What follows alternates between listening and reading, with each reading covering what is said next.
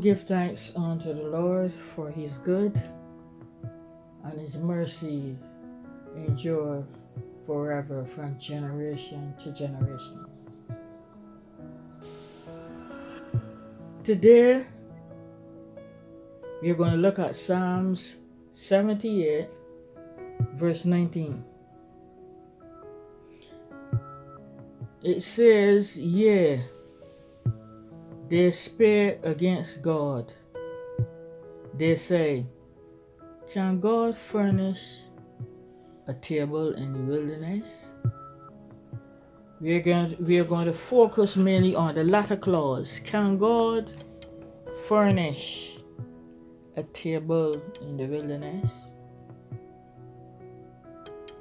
Now this psalm was the psalm of Asaph. And we know that Asaph was the chief musician in the temple, both in the time of King David and his son Solomon. The Asaphites, the offspring of Asaph, were calling on the people of Israel to remember a period of time when their forefathers were not faithful to God, who had consistently been merciful to them in their journey from Egypt to the land of promise. They stirred up the minds of the people to the goodness of God, bringing them from over 400 years of bondage, bringing them out with a strong, stretched out right hand. In doing so, God subdued Pharaoh, both in Egypt and at the Red Sea. The children of Israel at that time would have seen God fighting their battles. And despite their murmurings and grumblings, he provided for them and remembered his covenant he had made with their forefathers. After all these provisions and goodnesses, the people still ask the question, can God furnish a table in the wilderness? They did not remember his hand, nor the day he delivered them from the enemy. Who was the God they were speaking of? He was the God of their forefathers Abraham, Isaac, and Jacob, who they had heard about, the God of covenant.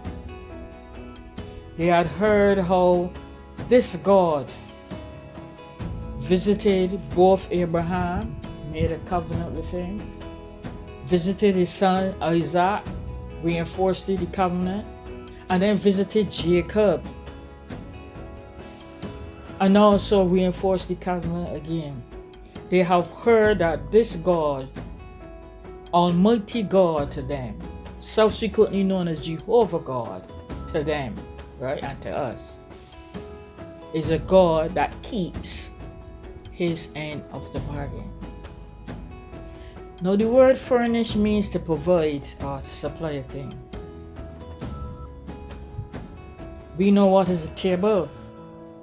There are different types of tables. There are tables that are made of wood. There are tables that are made of stone. When we go on picnics and we don't have tables that we have today, in the former years there were no collapsible tables, and we carry our sheets, bed sheets. We even carry a piece of plastic, a piece of tablecloth, and we spread it on the grass, and we take out our dainties and we put them on that makeshift table. That was a table too. So we know that there are different types, but tables also have different purposes. They serve different functions. Tables can be used as displays. For example, a book table, or they can be used as food tables, banquet tables, where you set out your dainties. One could take away something from a table, or one could gather around a table. So you gather around to talk, eat, or read, or you go to the table, you take what you want, and you take it elsewhere. It brings to mind the Lord's table. The Lord has a table too. And the Lord's table, according to Scripture, is when we meet for Lord's Supper.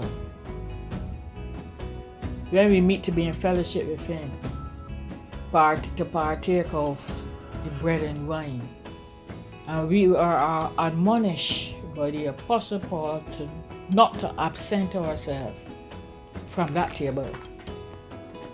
The children of Israel saw Jehovah God providing many tables before them. He provided a table of protection against their enemies, the Pharaoh and his army and the Amalekites, etc. And he provided a table of food, manna from heaven, meat via the quails that he sent in with the east wind and the south wind. Numbers 11:31 tell us of that account. And also drink or water which streamed from the rock according to Scripture. But why then did they ask the question? Why then did they ask that question? Verse 36 and verse 37 of the same Psalms 78 tells us that they set out to flatter God and lie to Him because their hearts were not right and they were not steadfast in keeping their end of the covenant. May I say at this point in time that God don't care for flatteries.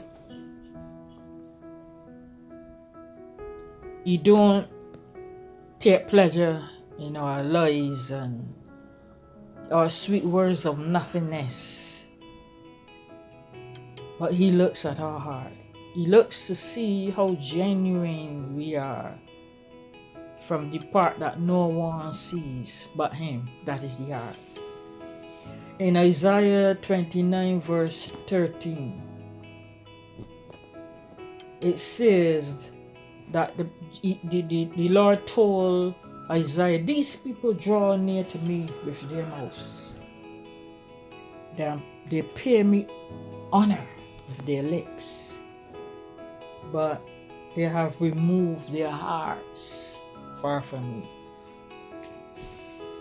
God is very capable of providing tables for us. It ain't that He cannot do it, He can. In 1 Kings chapter 17 verse 1 to 6, we are told that He provided a table for Elijah. After Elijah had told King Ahab, there will be no rain nor dew until I say so. After he said those words to the king, the Lord told Elijah to go and hide himself by a brook called Cherith, where he will have water there to drink, and the ravens shall feed him. Elijah immediately followed those instructions. And in verse 6 it tells us, the ravens brought him bread and flesh in the morning, and they brought him bread and flesh in the evening. So he was fed twice a day, right? Until the brook dried up. And then he received further instructions.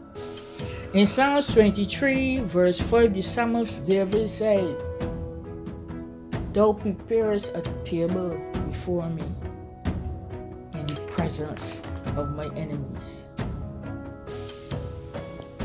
At this time, you may be wondering, Because of the current prevailing circumstances, many of us may be wondering, will I still be in a position to sustain or maintain myself and my family in this type of crisis? Can God furnish a table for me in all of this chaos? Will He provide work for me seeing I have been laid off? How am I going to survive? Luke chapter 12 verse 22 to 31, Jesus said, take no thought. In other words, do not worry yourself about what you shall eat, drink, or put on. Your life is more than meat, and your body is more than putting on clothes. He told his disciples, I want you all to consider two things. One, the ravens. The ravens, now a raven is a scavenger bird. It is a bird that feeds on carrion and garbage. But I read that the raven is also a good hunter. That is why probably the ravens were used in the case of Elijah. Jesus told his disciples, ravens do not soar, ravens do not reap. They do not have a storage house or a barn to put grain in. Yeah? But they are taken care of by God. You are more valuable than a fowl or the fowls of the air. Number two, he told them, look at the lilies that in this field. I believe you will be giving them a demonstration. Look at those lilies over there. I say to you that Solomon, in all of his grandeur and his splendor, and all the gold and the silver he had, he was not outfitted, and he did not look better than these lilies here. But these lilies do not toil, nor they do not spin. But God beautifies them, keep them alive and beautifies them. But he also told his disciples in verse 29, do not be of a doubtful mind. And this is probably what we have as a people to guard against, being of a doubtful mind. Because Hebrews 11:6 tells us, for he that cometh to God must believe that he is,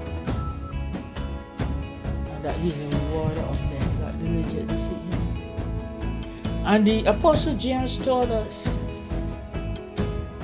when you come to God and you are double-minded, you see, the double-minded man is unstable in all his ways. And let not that man think that he's going to receive anything from God, right? Because he's coming or approaching God with double-mindedness. So Jesus rightfully told his disciples, do not be of a doubtful mind. In other words, you are not sure, he may or he may not. God knows what you stand in need of.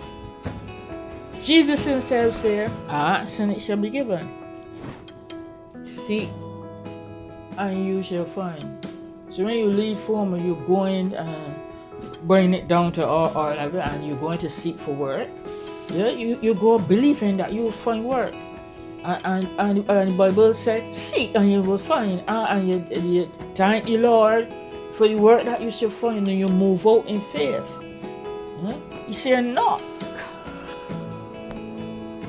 and the door will be open. This not only means in prayer, but not sometimes you have to get up and do certain things in order to bring other things into effect. He told his disciples, don't worry about the other things. Seek the kingdom first. Seek the things of God first. And everything else you want will be added. Very often we seek the added things first and the kingdom last. So what Jesus is here saying, prioritize. Do not put the cart before the horse. Put things in their perspective. You seek the kingdom and the things pertaining to my kingdom and the kingdom of God. And the Lord knows what you need, and all of those things He will add on to you. So, the question, can God furnish a table during these times? If you're asking that question, and if I am asking that question, my dear sir, the answer is yes. After all, He is our Father.